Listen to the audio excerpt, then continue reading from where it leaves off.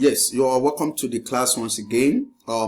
This is going to be the second unit and the third module on health system management. That's CMH 511. The topic is understanding levels of healthcare. Understanding levels of healthcare. These are my outline introduction. What is healthcare? Levels of healthcare. So let's go through straight to the introduction. There's a few of the World Health Organization that healthcare will embrace all the goals and services designed to promote health, including preventive, curative, and palliative interventions. In this unit, we will attempt our definitions of healthcare as well as its levels. Now, what is healthcare? Healthcare is the prevention, treatment, and management of illness and the preservation of mental and physical well-being through the services offered by the medical, nursing, community health workers, and allied health professions. It embraces a multitude of services provided to individuals or communities by agents of the health services or professions for the purpose of promoting, maintaining, monitoring, or restoring health. So, healthcare, it's all about prevention, treatment, and management of health and preservations of mental and physical well-being. And this is done through the services that is offered by medical doctors, by nurses, by community health workers, and allied health professions. According to World Health Organization, health care embraces all the goals and services designed to promote health, and this includes preventive, curative, and palliative intervention, whether directed to individual or to population. So it's all about preventive, curative, palliative intervention, and this could be directed to the individual or could be directed to a population. Let's look at factors that influence health. Factors that influence health.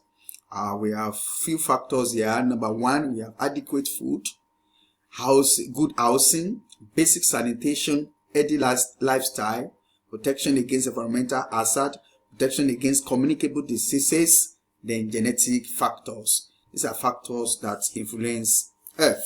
So let's go through the levels of healthcare. The delivery of healthcare differs from region to region, but the basic approaches are somewhat similar. Levels of healthcare include primary, secondary, and tertiary healthcare. Primary, secondary, and tertiary healthcare. These are levels of healthcare. So, but we are going to look at the primary healthcare right now. Primary healthcare. This is the medical care a patient receives upon the first contact with the healthcare system before referral elsewhere within the system. And the abbreviations of primary health care is PHC. We say that it is the care that a patient receives, the medical care a patient receives upon the first contact with healthcare system. Once it is the first contact with the healthcare system, that means that it is primary health care before referral elsewhere within the system. And we abbreviate it as primary health care as PHC. And this is the definition of primary health care. This is the standard definition. It's essential health care based on practical, scientifically sound, and socially acceptable method and technology, made universally accessible to individuals and families in the community through their full participation at a cost that the communities and country can afford to maintain at every stage of their development. At every stage of their development in the spirit of self-reliance and self-determination. So this is the definition of primary health care, and a lot of things can be can be said about this. We said it's essential and it's based on practical and is scientifically sound, socially acceptable method and technology, and is made universally accessible to individuals and families in the community. Now, when you look at the scientific aspect of it, there are some things that we do in primary health care that really proves the definition of primary health care. Take, for instance, when we talk of ORS, that is oral rehydration therapy, or salt, oral rehydration salt. We have oral rehydration salt, we have oral rehydration therapy, then we have SSS, salt sugar solution. Now, if you look at the salt sugar solution, for instance, we talk about salt, we talk about sugar, we talk about water. Now, if you look at these three elements, or let me say these three compounds, they are socially acceptable because there's nowhere in the universe that these three elements are not known or used, and they are scientifically proven. You know that your water is H2O, that is science, chemistry.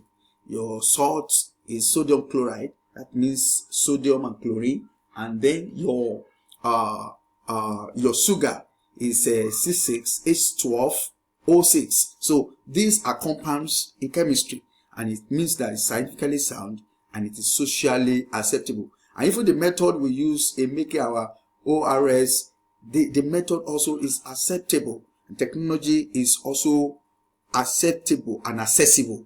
So let's look at some facts about primary health care, because for a time, fact about primary health care. Why there are many definitions of primary health care. The principles of accessibility, comprehensive, continuous, and coordinated personal care in the context of families and community are consistent.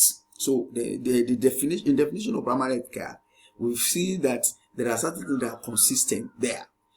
Number one, accessibility.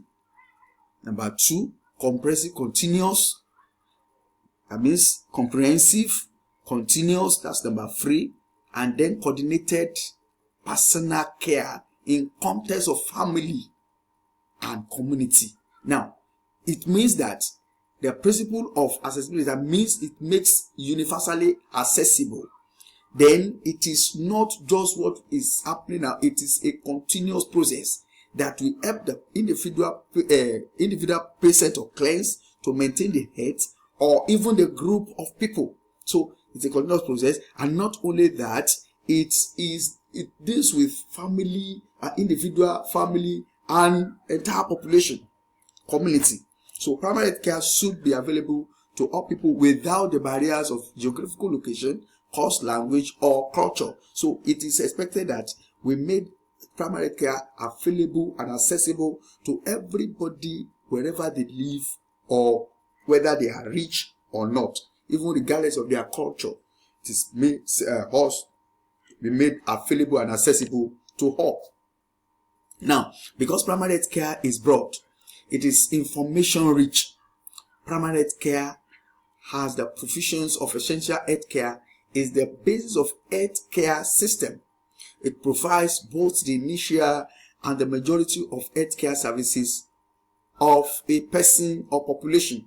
So primary health care is information rich. A lot of information is embedded on primary health care, and it provides the essential care, and it is the basis of the health care system. It's the foundation of health care system, and it provides both the initial and the majority of health care services a person or a population needs. Now, in primary health care, all types of problems at all ages and for both genders are considered. This include, number one, care for acute self-limited problems or injuries. Two, the care of chronic diseases such as diabetes, HIV/AIDS. Three, the provisions of preventive care services such as immunizations and family planning and health education. So these are the type of problems we look into and solve in primary health care. And these type of problems are not just meant for a particular age or for a particular sex. It's for both gender and also for all ages. And part of which we say we have acute self-limited problems, care for acute self-limited problems or injury, the care for chronic diseases such as diabetics and HIV, then a provision of preventive care. The preventive care services like our immunization and that of the family planning. Not only that, health education is also involved. Now, essential components of primary health care. Declarations of Alma Mater outline the following essential components of primary health care, such as principle of equitable distribution, community participation, intersectoral coordination. Equitable distribution, community participation, intersectoral coordination. When you say equitable distribution, it means that it is distributed equally. And community participation means that community needs to be encouraged to participate in achieving their health. The intersectoral coordinations or collaboration means that as primary health workers, community health workers, we need to also collaborate with other health practitioners or with other people in other sectors. Now, we'll take it one after the other. Equitable distribution. Health services must be shared equally by all people, irrespective of their ability to pay, and all, either rich or poor, urban or rural, must have access to health services. Everyone must have access to health services. That is equitable distribution. And wherever they are, irrespective of whether they have the ability to pay or not. Then primary health care aims to address the current imbalance in healthcare system, by shifting their center of gravity from cities where a majority of the health budget is spent to rural areas where a majority of people lives in most countries. So primary health care shifts the attention from the city where people are not living much, but money has been spent there, to rural area where a lot of people live, and money and people, the government are not really concentrating on the rural areas. So primary health care is saying that, the primary health care distributes the health services equally to either rural or urban. Community participation. There must be a continued effort to secure meaningful involvement of the community in number 1, in planning, number 2, in implementation, number 3, in maintenance of health services, beside maximum reliance on local resources such as manpower, money, and material. So, in community participation, health workers must involve community members to participate in planning, in implementation, in maintaining of health services, and also they must make sure they also try as much as possible to rely on local resources such as manpower, money, materials to achieve their health services or health care. So let's look at intersectoral coordination. Primary health care involves, in addition to the health sector, all related sectors and aspects of the national and community development in particular. In particular, agriculture, animal husbandry, food industries, education, housing, public works, communications, and other sectors. So we are saying in intersectoral coordination that health workers need to also involve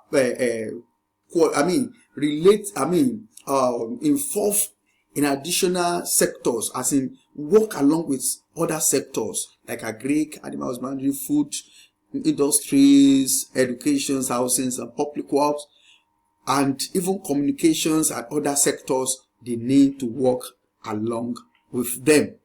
So by the next class, we are going to talk about the 4 cornerstones of primary health care. We'll start from that on our next